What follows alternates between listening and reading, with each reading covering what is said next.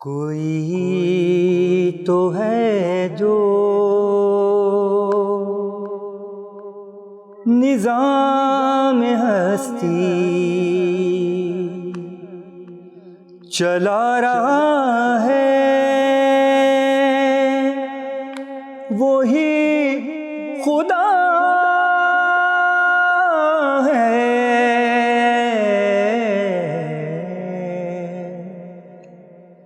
دکھائی بھی جو نہ دے نظر بھی وہ آ رہا ہے، وہی خدا ہے،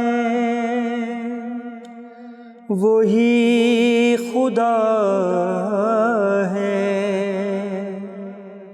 وہی خدا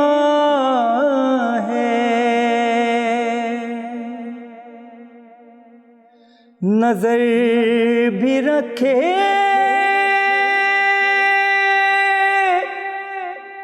سماتے بھی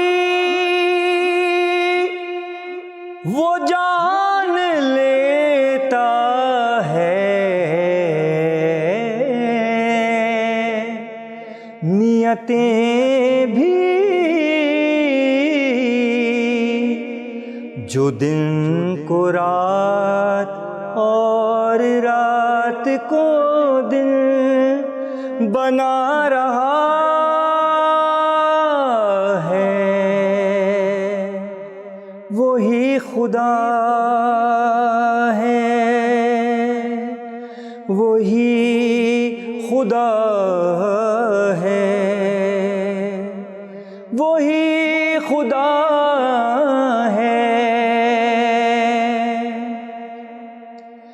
نبی کی دھڑکن جگر علی کا جو کربلا کو بسانے نکلا، وہ جس کے آگے حسین گھر کو لٹا رہا ہے، وہی خدا ہے، اور یہ دو جہاں ہیں خدائی اس کی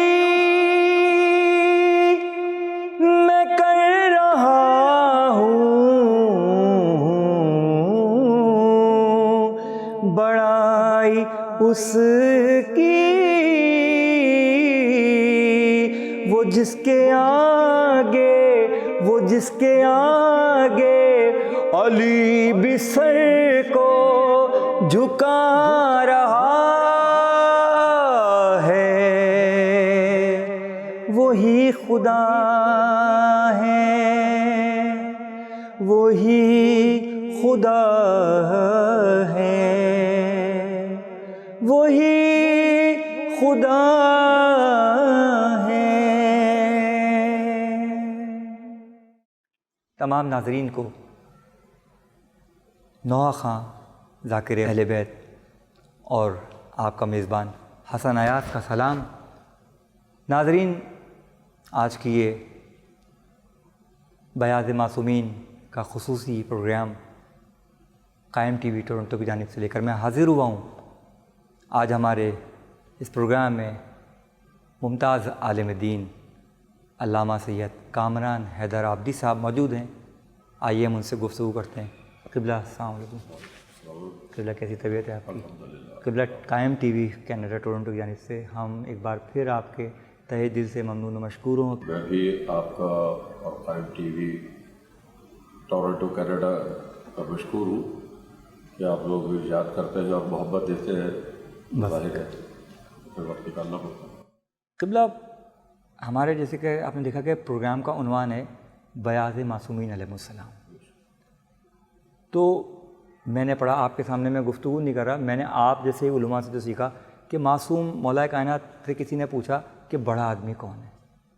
اب امیر کائنات سے سوال ہو رہا ہے، امیر کائنات سے کسی نے پوچھا کہ بڑا آدمی کون ہے، تو میرے مولا نے کیا خوبصورت جواب دیا کہ بڑا آدمی وہ ہے کہ جس کی محفل میں کوئی اپنے آپ کو چھوٹا محسوس نہ کرے. اسی طرح مولا کائنات حضرت علی بن ابی طالب علیہ السلام جو حضرت بیسم تمار کی دکان پر بیٹھ کر جو کیا بات ہے، کھجور فروخت کر رہے ہیں. سبحان اللہ. بالکل. اس کے علاوہ آپ کی محفل میں بھی جہاں رؤسائے عرب آتے تھے تو وہ یہ دیکھتے تھے کہ ہر طرح کے لوگ آپ کے قریب بیٹھے ہوئے. امام حسن کا انداز بعین وہی ہے کہ آپ نے یہاں تک ہے کہ ایک مرتبہ آپ کا گزر کسی علاقے سے ہو رہا ہے، وہاں فقراء کی بستی سے آپ گزرے ہاں. اور ان میں کچھ نوجوان تھے کہ جو سوکھے ٹکڑے کھا رہے. انہوں نے امام حسن کو بھی دعوت دی کہ آپ شریک ہو جائیں. تو غور کرنے کا مقام یہ ہے کہ وہ امام حسن جن کا دسترخوان مشہور، بے شک بے شک، لیکن آپ ان کے ساتھ اس میں شامل ہوئے. بلکہ آپ کا یہ قول بھی ملتا ہے کہ اپنا تکبر دور کرنے کے لیے فقراء کے ساتھ بیٹھ بالکل بالکل قریب لانے کی. اصل میں ہم عبادت سے دور ہو گئے ہیں. اب مولا سید سجاد زین العابدین مولا ہیں، اور وہ آپ کو پتہ ہے نماز کے بارے میں کہ جب وہ مصلی پہ کھڑے ہو رہے ہیں تو مولا کہہ رہے ہیں میں زرد ہو گیا چہرہ اور کپ کپیت آ رہی ہے. امام سجاد، آپ اس عبادت کا کچھ بتائیں کہ وہ کیسی عبادت تھی؟ دیکھیے مولا سید سجاد علیہ السلام کی عبادت کے بارے میں تمام مکاتب فکر کے علماء نے جو ہے وہ لکھا ہے کہ عبادت کے بعد جیسا آپ نے فرمایا کہ رنگ زرد ہو جاتا تھا، جس بیت کی عبادت کانپنے لگتا تھا، بالکل آنکھوں سے آنسو جاری ہو رہے. اور آپ نے خصوصاً عبادتیں تو ظاہر بہت ساری مختلف، بالکل لیکن خصوصاً آپ نے نماز کو بہت اہمیت دی. نماز کو بہت اہمیت کہ دن رات میں 1000 رکعت نماز آپ ادا کر رہے ہیں. بالکل. آپ کے گھٹنے جو ہے ہائے وہ اتنے سخت کھال ہو جاتی ہے کہ سال میں وہ ایک مرتبہ اسے کاٹنا پڑتا ہے. بالکل اسے کاٹنا پڑتا ہے. تو یہ کیفیت ہے. لیکن عجیب بات ہے کہ آپ کے دور میں کیونکہ صحابی رسول حضرت جابر بن عبداللہ انصاری رضی اللہ تعالیٰ عنہ موجود تھے، حیات تھے. تو اب خواجہ اہل بیت سوچ رہا ہے کہ امام زین العابدین اس قدر عبادت کر رہے ہیں کہ ان کے جسمانی صحت کو نقصان پہنچنے کا اندیشہ ہے، کس کے ذریعے ان کو کہلوائے. تو حضرت جابر بن عبداللہ سے کہا گیا کہ آپ بزرگ ہیں، آپ جو ہے یہ بات جا کر کہہ سکتے ہیں. حضرت جابر نے بھی آ کر بڑی عاجزی سے، کیونکہ وہ کتنے ہی عمر رسیدہ صحیح لیکن وہ امام کی خدمت میں آئے، بڑی عاجزی کے ساتھ یہ درخواست کی کہ مولا کچھ کبھی کرے. تو کیا جواب دیا آپ نے؟ آپ نے امام محمد باقر علیہ السلام سے کہا کہ ذرا میرے دادا علی کی عبادت کا تذکرہ جس کتاب میں وہ لے آؤ. بالکل. اس کے بعد اس کو ایک نظر دیکھا اور پھر بند کر کے کہا کس میں ہمت ہے کہ علی جیسی عبادت کرتا ہے. بالکل. سجدے تو آپ کو پتہ ہے کہ آل محمد کے گھرانے کے سجدے، مولا کائنات کا سجدہ، بے شک مولا حسین کا سجدہ، زین العابدین مولا وہی اولنا محمد قبلہ، یہ تو سب سلسلہ ایک جیسا ہے. یہاں ہم میں اور آپ میں فرق پایا جائے گا، لیکن وہاں کا تو ایک لفظ اس پہ عمل کر لیا جائے تو ہماری زندگی بہت، اس کو کہتے ہیں نا، حل ہو سکتے ہیں ہمارے معاملات ایک جملے پہ. لیکن ہم پڑھنے کی حد تک تو ہے ہمارا سلسلہ، لیکن ہمارے یہاں سسٹم طے ہو چکا ہے. یہ زیر بحث گفتگو نہیں ہے، لیکن کیونکہ آپ عالم بیٹھے ہیں، میں چاہ رہا ہوں کہ مطلب اس کو کوشچنس کو کیا جائے کہ دیکھیں ہم رمضان ہے تو ہمارے یہاں قرآن شریف باقاعدہ طور پہ، رمضان ہے تو ہماری مساجد بھری ہوئی ملتی ہیں. اس کے بعد پھر ہم لوگ تھوڑا سا ایسا کیوں ہے؟ جو ہے یہ بڑا المیہ ہے. بالکل.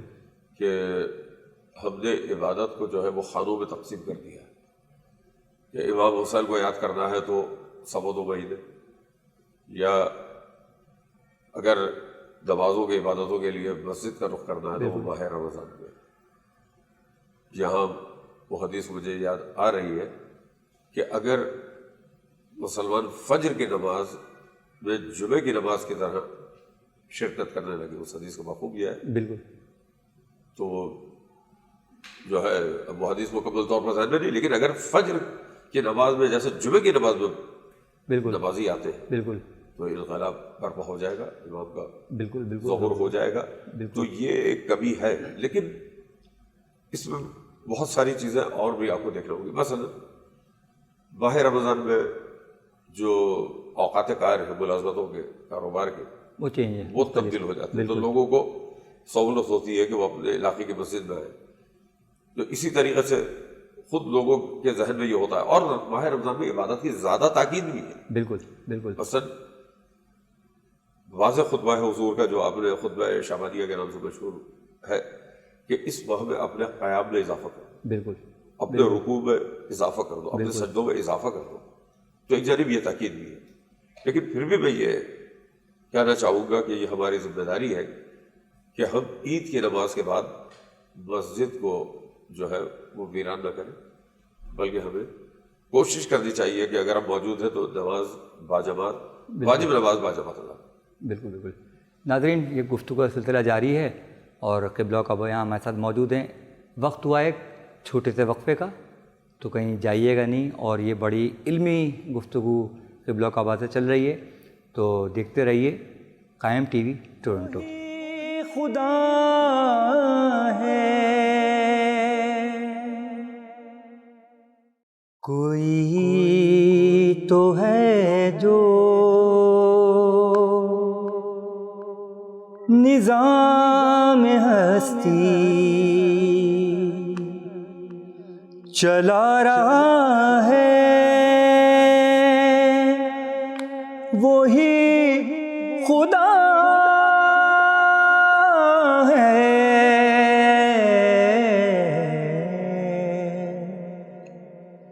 دکھائی بھی جو نہ دے نظر بھی وہ آ رہا ہے، وہی خدا ہے، وہی خدا ہے، وہی خدا ہے. نظر بھی رکھے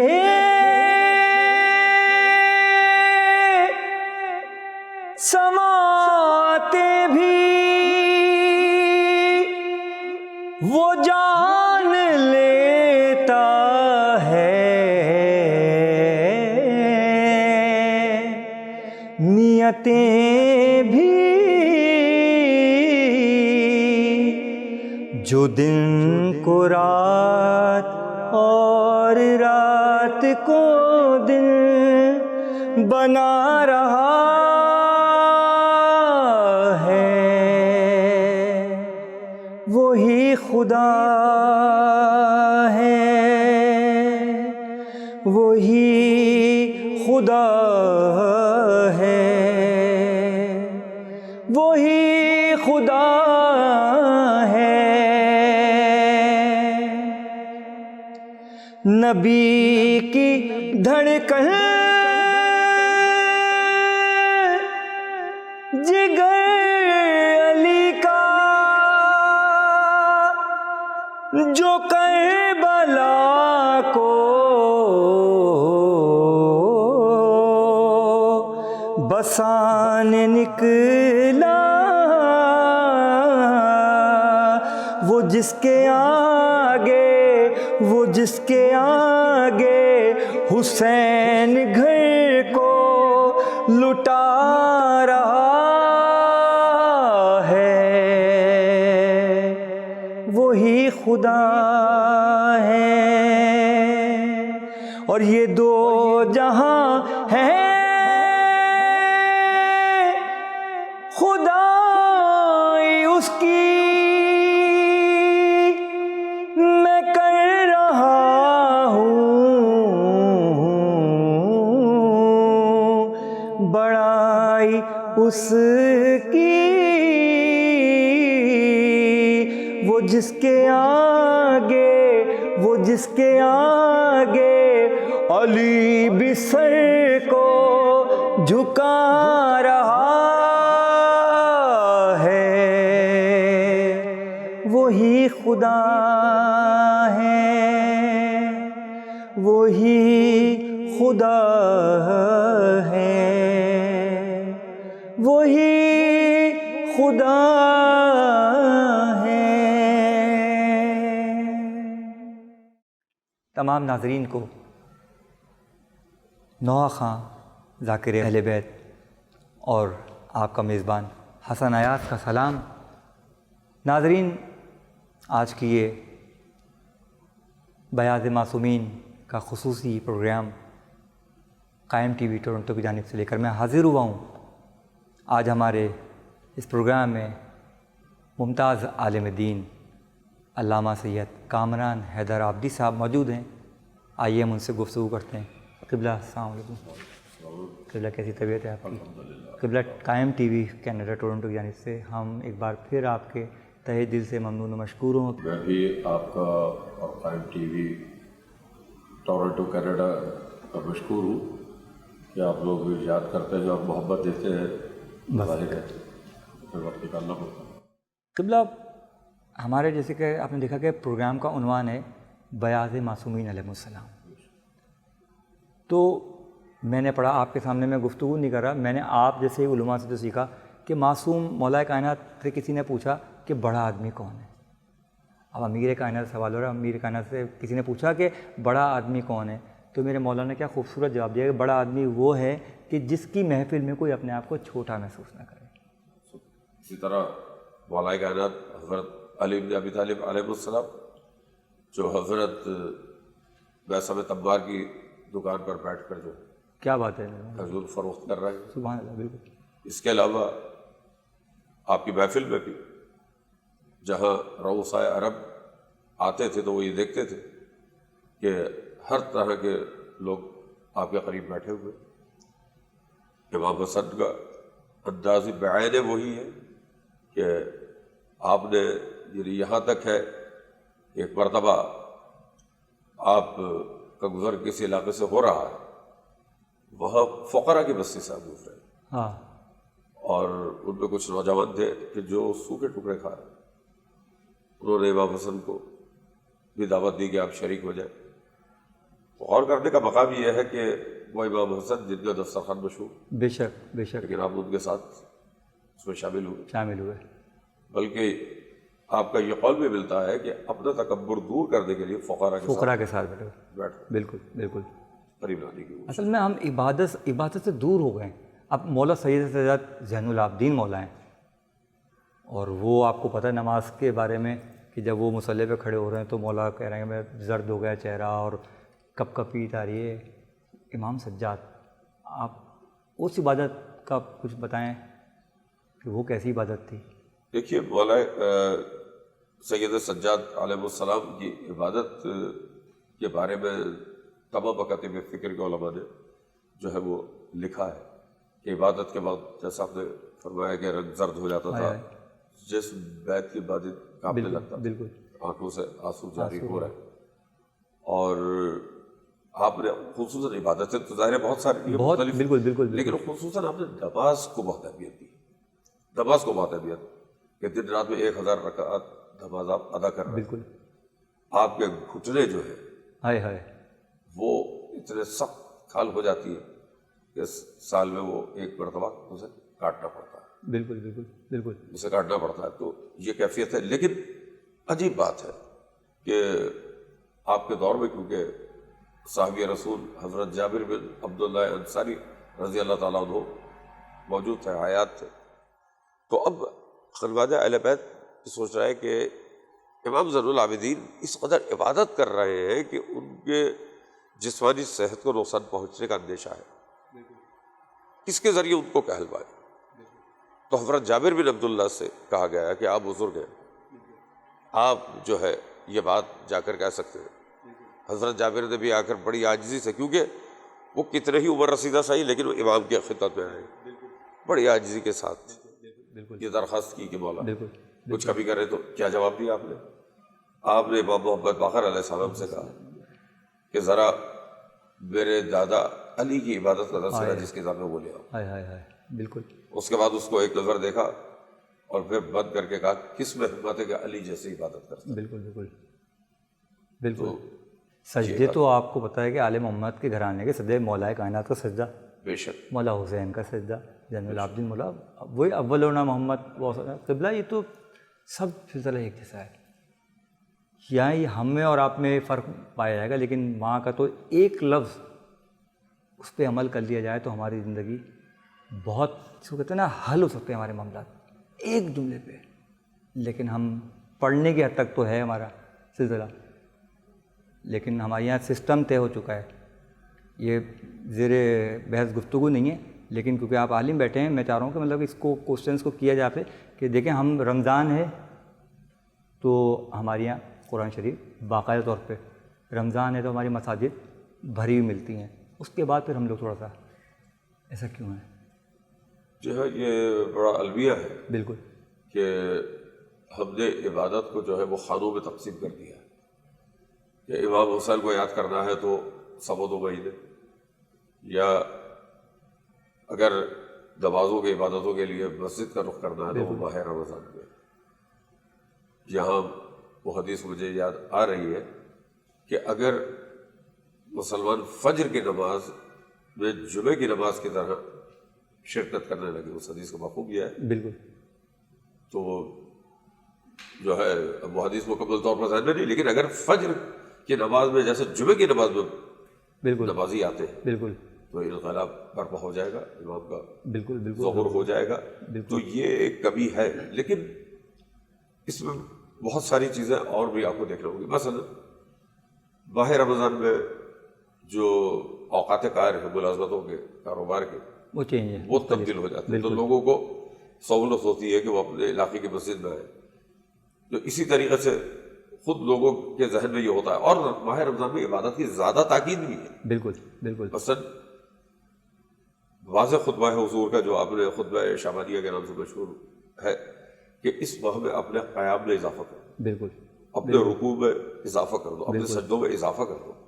تو ایک جانب یہ تاکید بھی ہے، لیکن پھر بھی میں یہ کہنا چاہوں گا کہ یہ ہماری ذمہ داری ہے کہ ہم عید کی نماز کے بعد مسجد کو جو ہے وہ ویران نہ کریں، بلکہ ہمیں کوشش کرنی چاہیے کہ اگر ہم موجود ہیں تو نماز باجماعت، واجب نماز باجماعت ادا. بالکل بالکل. ناظرین، یہ گفتگو کا سلسلہ جاری ہے اور قبلہ کعبہ یہاں ہمارے ساتھ موجود ہیں. وقت ہوا ایک چھوٹے سے وقفے کا، تو کہیں جائیے گا نہیں، اور یہ بڑی علمی گفتگو قبلہ کعبہ سے چل رہی ہے، تو دیکھتے رہیے قائم ٹی وی ٹورنٹو. خدا ہے وہی خدا ہے. السلام علیکم ناظرین، وقفے کے بعد ایک بار پھر آپ کا میزبان حسن ایاز جعفری علامہ سید کامران حیدر آبادی صاحب کے ساتھ حاضر ہیں. گفتگو کا سلسلہ وہیں سے ہم واپس جوڑتے ہیں. قبلہ ہم بات کر رہے تھے معصومین اہل بیت علیہ السلام کی. مولا حسین، مولا حسن، مولا حسن کی صلح، یہ بھی ایک معصومین کا انداز. کیا کہیں گے آپ اس پہ؟ آپ نے بہت ہی عمدہ سوال کیا. اس حوالے سے میں سوال کی میں تعریف کر رہا ہوں کہ ابھی گزشتہ دنوں کیونکہ 28 سفر کی تاریخ گزری، بالکل تو بڑے طویل عرصے سے آپ بھی دیکھ رہے ہوں گے اور ہم نے مسلسل دیکھا کہ پہلے تو وہ بینرز، پوسٹرز اور پمفلیٹ کا دور تھا، اب وہ سوشل میڈیا پر پوسٹیں، بالکل ہے نا، فلیکس وغیرہ. تو اس میں ایک چیز لکھی جاتی ہے امام حسن کے نام کے ساتھ صلح، شہزادہ صلح، پیغمبر صلح، رب صلح، رب ام، ٹھیک ہے، بالکل پیغمبر ام، شہزادہ ام. بالکل بالکل. تو اب یہ شہزادہ، پیغمبر، رب، بہرحال وہ اس بحث میں نہیں جا رہا. جی میں لفظ صلح اور رب پر بات کر رہا ہوں. بالکل بالکل بالکل. تو دیکھیے، اگر امام حسن شہزادہ عمد یا شہزادہ صلح ہے تو امام حسن کیا ہوا؟ صحیح کہا. بہت یہ بہت بالکل بالکل. جو یہ نکتہ ہے سوچنے کا یہ انداز اپنے ہمارا انداز غلط ہے لوگوں جی کو. تو پھر دوسرے لفظوں میں کہا جائے گا امام حسن شہزادہ جنگ، تو اسی طرح نہ امام حسن بالکل شہزادہ امن یا شہزادہ صلح، نہ امام حسین شہزادہ جنگ بالکل بالکل ہے، ایسا نہیں ہے. بالکل. بلکہ ایک اور بات یہاں عرض کرنا چاہوں گا کہ درہم و دینار کی چکا چوندھ نے جو اس وقت بنی امیہ کی ٹکسال میں جو بنام حدیث باتیں متعارف کروائی، ان میں جی ایک جی جی جملہ آپ کو سننے کو ملتا ہوگا، اور بدقسمتی سے کہ وہ ہمارے بھی بہت سے افراد اسے بیان کر دیتے ہیں بلکہ کتابوں میں. بالکل بالکل وہ جملہ کیا ہے کہ بنام حدیث، بالکل کہ حضور نے فرمایا کہ میرا یہ فرزند مسلمانوں کے دو عظیم گروہوں میں صلح کروائے گا. یہ بہت بیان ہوتا ہے. تو میرا سوال یہ، اگر دونوں گروہ عظیم تھے بالکل. تو پھر جنگ کس لیے ہوئی؟ جنگ پھر تو دونوں حق پر ہو گئے. بالکل کم از کم ایک کو تو باطل پر ماننا ہوگا. بالکل بالکل. تو یہ باتیں مشہور کی گئی دانستہ طور پر، اور یہ بھی ایک مکمل سازش ہے. آپ دنیا پیدا کرنے کے لیے. جی آپ اگر غور کیجئے تو امام حسین علیہ السلام حضرت حر سے جو ظاہر کہ پہلا جو لشکر بہت ملا ہے حضرت حر، بالکل اور عمر سعد تک بار بار کچھ تجاویز دے رہا ہے بالکل کہ بھائی تم نے خط لکھ کر بلایا ہے مجھے، بالکل بالکل اگر تم نہیں چاہتے میں واپس چلا جاتا ہوں بالکل یا میں سرحدوں کی جانب چلا جاتا ہوں. لیکن انہوں نے راستے بند کر دیے کہ یا بیعت کریں بالکل یا پھر جنگ. بالکل تو امام حسین کے سامنے ہر راستہ بند کر دیا. بالکل. جنگ مولانا کے نے سبب حجت ساری کی. مولانا بالکل بالکل. امام حسن ٹانگ کے زخم کے باوجود لشکر جمع کر رہے ہیں، پوری تیاری کر رہے ہیں کہ اب جنگ کرنی ہے. ان کے پاس سادہ کاغذ دستخط کر کے بھیج دیا جاتا ہے. تو اختلاف ائمہ کی سیرت یا ائمہ کے عمل میں نہیں ہے، اختلاف ان کے پاس ہے کہ باپ صلح چاہ رہا ہے، بیٹا جنگ کرنا چاہ رہا ہے. تو اب جس صورتحال کا سامنا ائمہ طاہرین کو ہے، ظاہر ہے انہیں اس انداز سے دین کے کام کو آگے بڑھانا. ہم جو ہیں اپنے حساب سے سمجھ رہے ہیں ہر چیز کو، ایسا نہیں ہے. دین ہمارے حساب سے نہیں ہے. دین کی جو تفسیر قرآن اور اہل بیت ہے، حدیثیں موجود ہیں، اس کے حساب سے انسان کو سمجھنے کی کوشش کرنی چاہیے. اچھا یہ نہیں ہو رہا، اس لیے وہ عالم اسلام میں بگاڑ پیدا ہو رہی ہے، دوریاں پیدا کی جا رہی ہیں تاکہ یہ ایک دوسرے بقول جوش کے کہ انسان کو بیدار تو ہو لینے دو. ہر قوم پکارے گی ہمارے حسین. ابھی دیکھیں میں کربلا میں تھا، آپ بھی دیکھتے ہوں گے اور گئے ہوں گے تو مشی میں قبلہ ہر رنگ و نسل کا آدمی. میں کہہ رہا ہوں کہ بھائی کوئی بندہ کسی بھی اس سے جا رہا ہے، وہ حسین مولا کے لیے جا رہا ہے. بے شک بے شک. حسین مولا جانے، ان کی ماں جانے، شہزادی جانے، رسول خدا جانے. ہم لوگ ایک دوسرے پہ یہ تنقید کا سلسلہ کاش رک جائے. تو بس یہی سلسلے تھے کہ باب الحوائج پہ ابھی آپ کچھ کہہ رہے تھے امام موسیٰ کاظم مولا پہ. جی ہاں، امام موسیٰ کاظم علیہ السلام باب الحوائج، حوائج کا دروازہ. ان کی زندگی بھی یقیناً ایک بہت ہی مظلومانہ زندگی ہے، لیکن آپ دیکھیں گے کہ قید و بند کی صعوبتوں کے باوجود آپ نے وہ انقلابی کردار ادا کیا بے شک. کہ اس قید خانے کے میں رہتے ہوئے ہی مومنین کو تمام تر ہدایت کے سامان فراہم کیے. خصوصیت سے آپ یہ دیکھیں کہ دیگر ائمہ کے مقابلے میں آپ کا دور ہوا ہے کہ جس میں اہل بیت کے ماننے والوں نے بڑی حد تک تقیہ ختم کیا اور کھل کر اپنے مراسم کو ادا کیا. اور یہ اس لیے بھی ضروری تھا کہ کیونکہ بنو امیہ اور بنو عباس کے ظلم کی وجہ سے مومنین مختلف علاقوں میں دور دراز چلے گئے تھے، بالکل. اور ان کے عام لوگوں میں رہ کے عقیدے کے ختم ہو جانے کے امکانات تھے. تو لہذا اس وقت تقیہ ختم کرنا ضروری تھا. تو مومنین نے تقیہ ختم کیا تو اب امام پر ظلم زیادہ ہوا. بالکل.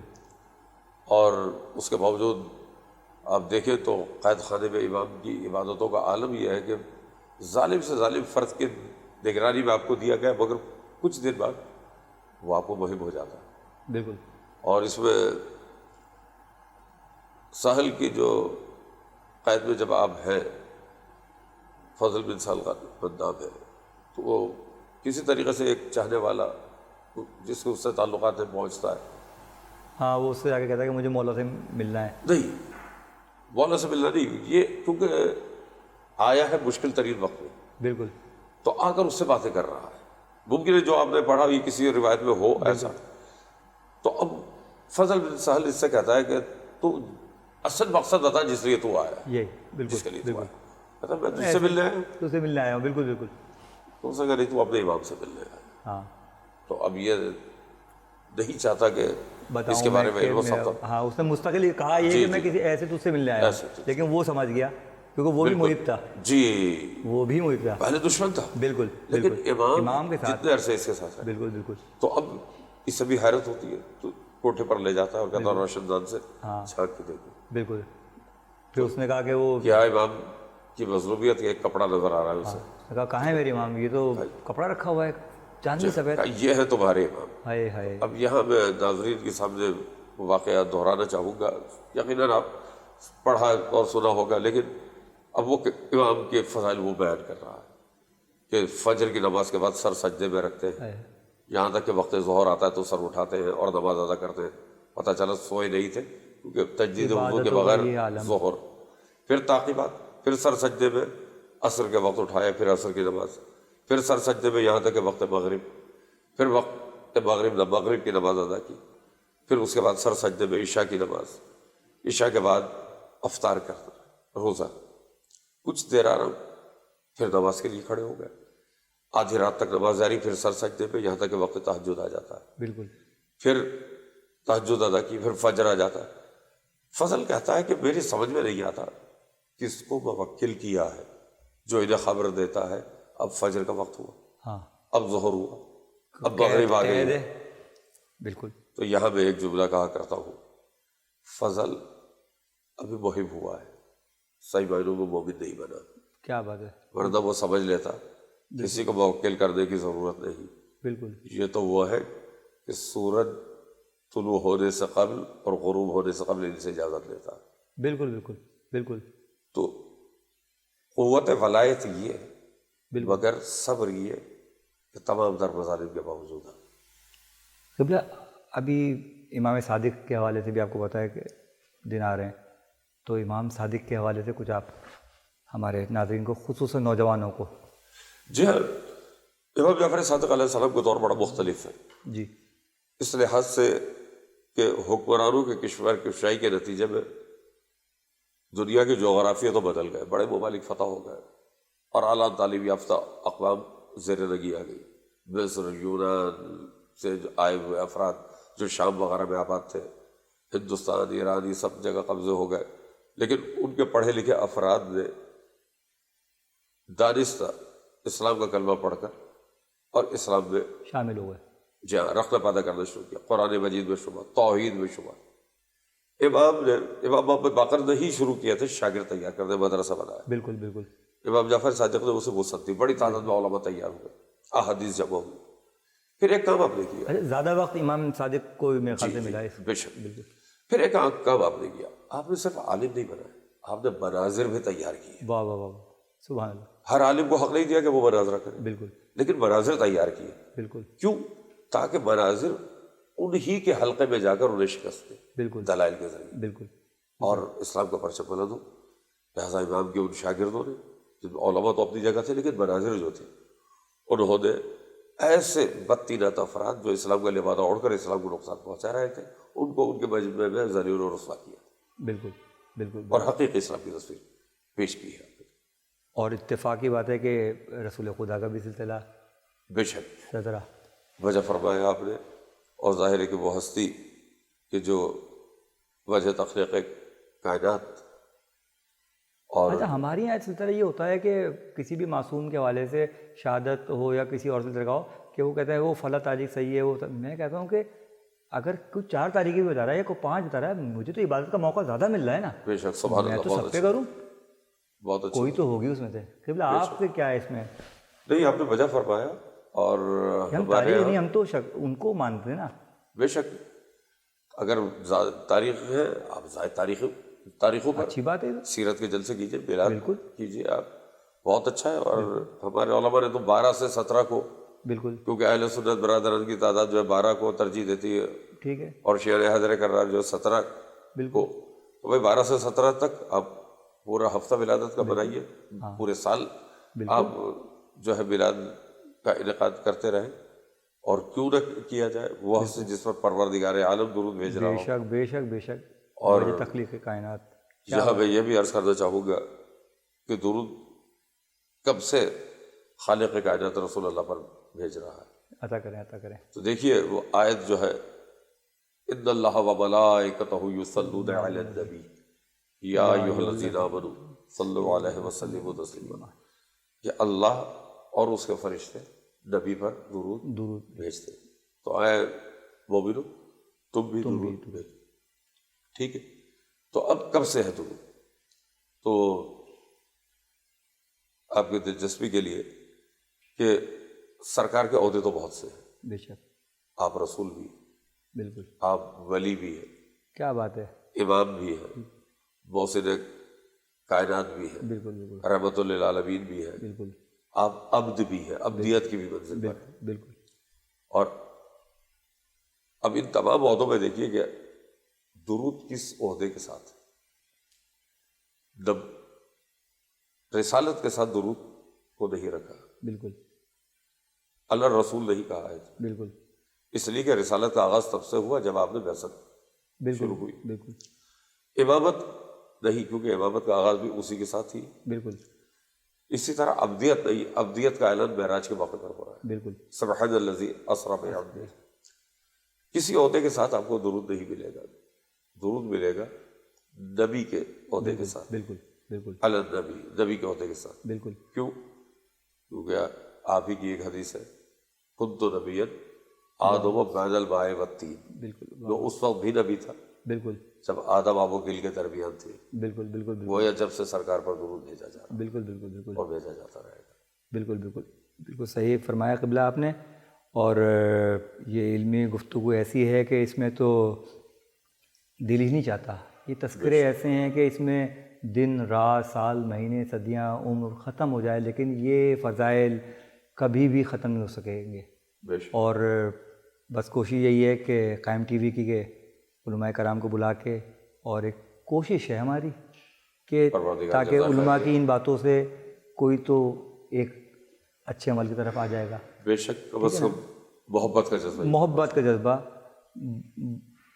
بولا جائے اور وہ کیا جائے تو سلسلہ. تو میں یہ کہہ رہا تھا کہ قبلہ کہ آخر میں کوئی آپ ایک ایسا میسیج، کیونکہ آپ کی گفتگو جو ہے نا، مطلب میں نے کافی دیر سے سن رہا بیٹھا کہ آپ میں ایک اثر بھی ہوتا ہے نا، شخصیت کا بہت بڑا اثر ہوتا ہے. یہ حسن زن ہے آپ کا. کہنے والا، دیکھیں میں اس کی مثال اکثر لوگوں سے دیتا ہوں، بچوں کو. آپ تو بڑے ہیں کہ میرے گھر میں ایسا ہوتا ہے کہ بچے کو اگر کہہ دیا جائے کہ یہ چیز نہیں کھانی ہے، اس کو زور سے بولا جائے تو وہ اسی ہی ضد کرتا ہے. لیکن اگر میں اس کی ہی زبان میں جا کے اس کو نہیں بیٹا یہ وہ کر کے کرا تو وہ سمجھ جاتا ہے. تو یہ عالم اگر اچھا سمجھانے والا ہوتا ہے تو کیوں نہیں اترے گی بات دل میں. کوئی ایک ایسا میسیج قائم ٹی وی کے حوالے سے میں ناظرین کی خدمت میں یہی عرض کرنا چاہوں گا کہ آپ ظاہر ہے کہ اپنے اپنے شعبے میں مصروف ہوتے ہیں، ملازمت، کاروبار، تعلیم، اور آپ ٹی وی کے اسکرین کے سامنے اس وقت آتے ہیں جب آپ کا دل چاہتا ہے کہ کچھ تفریح ہو جائے. تو وہ تفریح جو عام چینلز فراہم کرتے ہیں عمومی طور پر وہ ذہن انسانی کو جو ہے اکثر گمراہی کی طرف بھی لے جاتی ہے. دنیا بھر کے دانشوروں کا یہ متفقہ فیصلہ ہے کہ بہت بڑا بگاڑ بھی جو آیا ہے وہ میڈیا کے ذریعے ہی آیا ہے. لیکن قائم ٹی وی جیسے چینل جو ہیں یہ وہ تفریح فراہم کرتے ہیں جو ہمارے قلب، روح کو جو ہے وہ تر و تازہ کر دیتی ہے. بے شک بے شک. ذکر اہل بیت سے بڑھ کر ہماری روح کی تازگی کے لیے اور کیا ہو سکتا ہے. میں اکثر وہ کہتا ہوں نا کہ زندگی قرض ہے اولاد ابو طالب کا. سبحان اللہ. زندگی قرض ہے اولاد ابو طالب کا، سانس لیتے رہو ان کی ثنا کرتے رہو. سبحان اللہ. قبلہ و کعبہ آپ کا ہم قائم ٹی وی کینیڈا کی جانب سے تہہ دل سے ممنون و مشکور ہیں کہ آپ نے اپنا قیمتی وقت نکالا اور بہت ہی ایمان افروز گفتگو کی یقیناً اثر پڑے گا. انشاءاللہ. یہ دلوں میں جہاں مولا کی محبت ہوتی ہے وہاں سے یہ سب چیزیں ہٹتی رہتی ہیں اور انشاءاللہ یہ کامیابی کا اسٹیپ ہوتے ہیں جو ہمیں ملتے رہتے ہیں. قبلہ سے میں نے اجازت طلب کی ہے اور اب میں ناظرین آپ سے بھی اجازت چاہوں گا. اپنے میزبان حسن ایاز کو بیاض معصومین علیہ السلام سے اجازت دیے. اگلے پروگرام میں اگلے کسی عالم دین کے ساتھ، نوحہ خاں، ذاکر یا شاعر اہل بیت یا کسی ادیب کے ساتھ پھر حاضر ہوں گا. دیکھتے رہیے قائم ٹی وی. خدا حافظ. چلا رہا ہے وہی خدا ہے،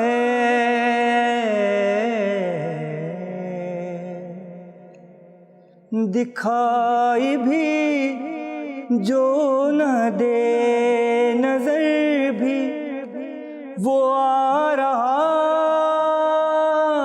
ہے، وہی خدا ہے.